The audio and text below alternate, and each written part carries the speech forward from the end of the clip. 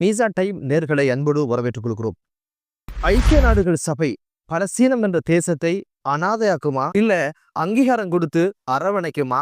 இந்த உறுப்புரிமை பெரும்பட்சத்தில் பலஸ்தீன நாட்டுக்கு கிடைக்கின்ற அனுகூலங்கள் என்ன என்ற பல்வேறு விடயங்களை தான் இன்றைய பதிவு தாங்கி வருது. வாங்க வீடியோக்குள்ள போகலாம். 80வது ஐக்கிய நாடுகள் சபையினுடைய பொதுக்கூட்டம் அமெரிக்கால நடந்து வருது. 29ஆம் திகதி வரைக்கும் இது நடப்பதாக இருக்குது.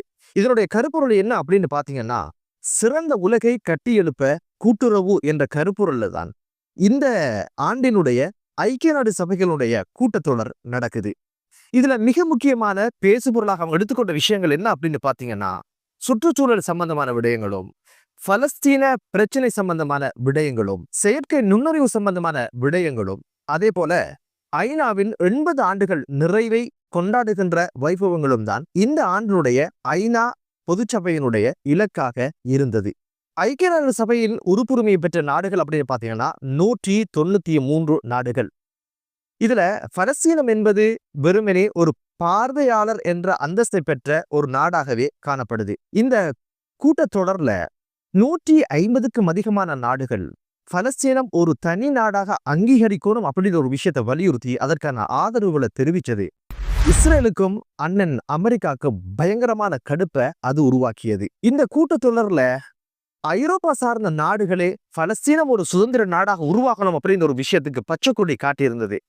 கனடா, போர்த்துகல், பிரான்ஸ், பிரித்தானியா, பெல்ஜியம், கூடவே ஆஸ்திரேலியா என்று ஐரோப்பா நாடுகளை சார்ந்த நாடுகள் எல்லாம் இந்த ஒரு விஷயத்தை ஆதரிச்சது பயங்கரமான கடுப்பை இஸ்ரேலுக்கு ஏற்படுத்தியது. இந்த கூட்டத்தொடர்ல பெஞ்சமின் நெதன்யாகு பேசுவதற்காக எழுந்திருந்த சந்தர்ப்பத்துல, நீ எல்லாம் என்ன பேச இருக்கு, கூட்டுறவு சம்பந்தமா பேச உனக்கு என்ன தகுதி இருக்கு, கூட்டாக இனச்சுத்தரிப்பை செஞ்சு போட்டு இன்னைக்கு கூட்டுறவை பத்தி பேசுறதுக்கு உனக்கு ஏதும் அருகதை இருக்குதா அப்படின்ற மாதிரி உடனடியாக அன்றைய தினம் அந்த சபையில இருந்த மிக முக்கியமான அரபு முஸ்லிம் நாடுகளுடைய தலைவர்கள் உடனடியாக எழுந்து, கூடவே ஐரோப்பா நாடுகளுடைய பிரதிநிதிகளும் கூட, நீ எல்லாம் என்ன பேசுறதுக்கு தகுதி இல்லாதவன் அப்படின்ற மாதிரி செருப்பால் அடிச்ச மாதிரி பெஞ்சமின் நெதன்யாகு மட்டுமல்ல, கூடவே இஸ்ரேல் என்ற நாட்டை புறக்கணிச்சது போல அமெரிக்காவையும் புறக்கணிச்சது போல உடனடியாக அங்கிருந்து வெளியேறி போனதை பார்க்க முடிந்தது. இந்த செய்தி எதை சொல்லுது அப்படின்னு கேட்டீங்கன்னா, கஸா மீது இஸ்ரேல் கொண்ட தாக்குதலை கண்டிக்கிறதாகவும், அதே போல பலஸ்தீன் என்ற ஒரு நாட்டை அங்கீகரிப்பதற்கும் உறுப்புரிமை பெறுவதற்கான ஒரு ஏற்பாடு செய்யும் பொழுது அமெரிக்காவும் இஸ்ரேலும் எதிர்த்ததை கண்டனம் செலுத்தும் முகமாகத்தான் இந்த வெளிநடப்பை பார்க்க முடியுது. அது மட்டுமல்ல, இஸ்ரேல் ஒரு நாட்டை உலக அரங்கிலிருந்து தனிமைப்படுத்துகிறோம் அப்படின்ற ஒரு விஷயத்தை பறைசாற்ற மாதிரி தான் அந்த வெளிநடப்பையும் பார்க்க முடிகிறது. இவருடைய பேச்சில என்ன இருந்துச்சு அப்படின்னு கேட்டீங்கன்னா, இனப்படுகொலை அப்படின்ற ஒரு விஷயத்தை முற்றுமாக மறுதளிச்சிருந்தாரு. இனப்படுகொலை செய்யறதாக இருந்தா கஸா மக்களை நாங்க வெளியேறி போக சொல்லியிருக்க மாட்டோம், போக சொன்னோம் அப்படின்னு ஒரு விஷயத்த சொல்லி இருந்தாரு. அடுத்த விஷயம் ஆயுத கலாச்சாரத்தை ஹமாஸ் விடணும், அவங்கள பூண்டோட அழிப்போம் அப்படின்னு ஒரு விஷயத்த சொல்லி இருந்தாரு. இஸ்ரேலுடைய பணைய கைதிகள் இருக்காங்க, அவங்கள விடுதலை செய்யணும்ன்ற ஒரு விஷயத்தையும் சொல்லியிருந்தாரு. பலஸ்தீன மக்கள் எத்தனை பேர் எத்தனை ஆண்டுகளாக அந்த சிறை கூடங்களை வாழ்றாங்க, அவங்கள பத்தி எதுவும் பேசல. இஸ்ரேலுடைய பணைய கைதிகளை மட்டும் பத்திரமாக அனுப்பி வச்சிடணும் அப்படின்னு ஒரு விஷயத்த சொல்லி இருந்தாரு. அது மட்டுமல்ல, பலஸ்தீன தனிநாடு ஒரு சுதந்திர நாடு உருவாகணும் என்பதற்காக யாரெல்லாம் கையெழுத்தினாங்களோ பச்சை கொடி காட்டினாங்களோ அவருக்கான கண்டனத்தையும் அவரு தெரிவிச்சிருந்தாரு. இது மிகப்பெரிய ஒரு தவறு அப்படின்னு சொன்னாரு. அப்ப நீங்க செய்யறதெல்லாம் என்னவோ அப்படின்ற கேள்வியும் அங்க எழ ஆரம்பிச்சது. இப்போது பலஸ்தீன் என்ற ஒரு நாட்டுக்கு ஐநால உறுப்புரிமை கிடைக்கிறதுக்கு முன்னால இருக்கின்ற சவால்கள் என்ன அப்படின்னு ஒரு விஷயத்த நாங்க பார்த்தோமாக இருந்தா, முதல்ல பலஸ்தீன் என்ற நாடு உறுப்புரிமை வேண்டும் ஒரு அப்ளிகேஷனை ஐநால போட்டு வைக்கணும். இரண்டாவது கட்டம் என்ன அப்படின்னு பாத்தீங்கன்னா, ஐநாவின் பாதுகாப்பு சபையில அதுக்கான அப்ரூவல் வரணும். கிட்டத்தட்ட 15 நாடுகள் இருக்குது. 9 நாடுகள் பச்சை கொடி காட்டிட்டால் அடுத்த கட்டம் என்ன அப்படின்னு பாத்தீங்கன்னா, வீட்டோ அதிகாரம் உள்ள 5 நாடுகள் ஒப்புதல் வழங்கணும். அந்த இடத்துலதான் பலஸ்தீனுக்கு இந்த உறுப்புரிமை கிடைக்கிறதுக்கான சவாலே தொடங்குது. காரணம் என்ன அப்படின்னு பாத்தீங்கன்னா, சீனா இருக்குது, ரஷ்யா இருக்குது, பிரித்தானியா இருக்குது, அதே போல பிரான்ஸ் இருக்குது, அதே போல அமெரிக்கா இருக்குது. இப்போதைக்கு ரஷ்யாவும் சீனாவும் பச்சை கொடி காட்டுவதாகத்தான் தெரியுது. அதே நேரம் அமெரிக்கா பகிரங்கமாக இந்த ஒரு விஷயத்தை எதிர்க்கிறதாக இருக்குது. அதே போல பிரித்தானியாவும் பிரான்சும் உறுப்புரிமை கிடைப்பதற்கான முடிவு என்ன அப்படின்னு அவங்கள்ட்ட கேட்ட போது சரியான தருணத்தில் சரியான முடிவை எடுப்போம் அப்படின்னு ஒரு விஷயத்த சொல்லி இருந்தாங்க. என்னதான் இருந்தாலும் இந்த இடம்தான் பலஸ்தீனத்துக்கு சிக்கலை கொடுக்கிற ஒரு இடமா பார்க்கப்படுது. காரணம் என்ன?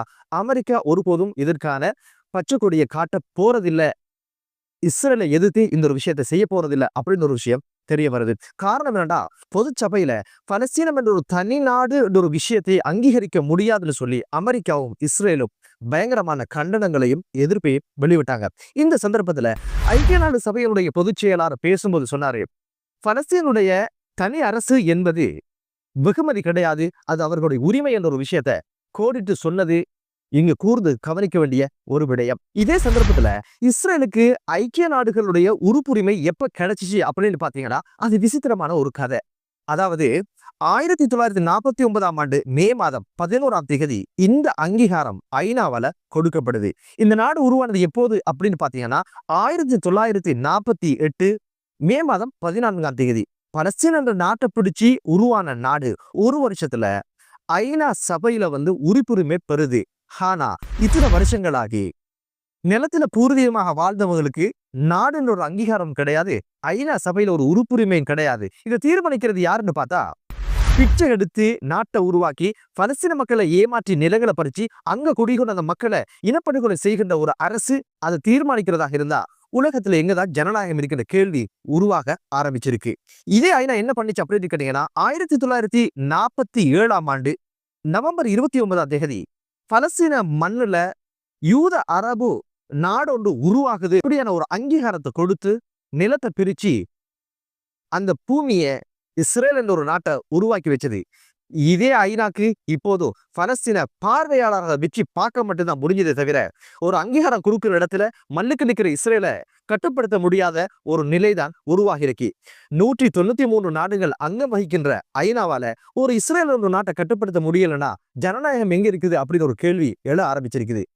சண்டியன் இல்லாத ஊர்ல நொண்டியன் சண்டியனாம்னு சொல்ற மாதிரி அப்பாவி மக்கள்கிட்ட ஆயுத பலத்தையும் ஆழ்பலத்தையும் காட்டி அண்ணனை துணைக்கு கூப்பிட்டு இனப்படுகொலை செய்கின்ற இஸ்ரேல் இன்னைக்கு பலஸ்தீனுக்கு உறுப்புரிமை கொடுக்க கூடாது என்ற ஒரு விஷயத்துல மல்லுக்கு நிக்கிறதுன்றது எப்படி ஏற்றுக்கொள்ள முடியுமான ஒரு விடயமாக பார்க்கப்படுது என்பது தெரியல.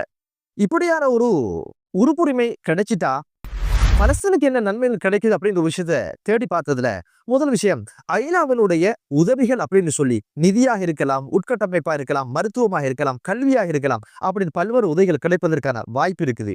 இரண்டாவது விஷயம் என்ன அப்படின்னு பாத்தீங்கன்னா, ஐநாவுடைய பாதுகாப்பு சபையில பலஸ்தீன் பிரச்சனையை அழுத்தி பேசுவதற்கான உரிமையும் அதற்கான பெருமதியும் கிடைப்பதாக சொல்லப்படுது. மூன்றாவது விடயம், ஐநாவுடைய பாதுகாப்பு படைகளை உதவிக்கு அழைத்துக் கொள்ளலாம் என்ற ஒரு விஷயமும் சொல்லப்படுது. என்பதனாலதான் இஸ்ரேல் இப்போது இந்த அங்கீகாரத்தை கொடுத்துடக்கூடாது, எப்போதுமே அடிமைகளை இந்த மக்களை வச்சுக்கணும் அப்படின்னு நினைக்குது என்னவோ என்று நினைக்க தோணுது.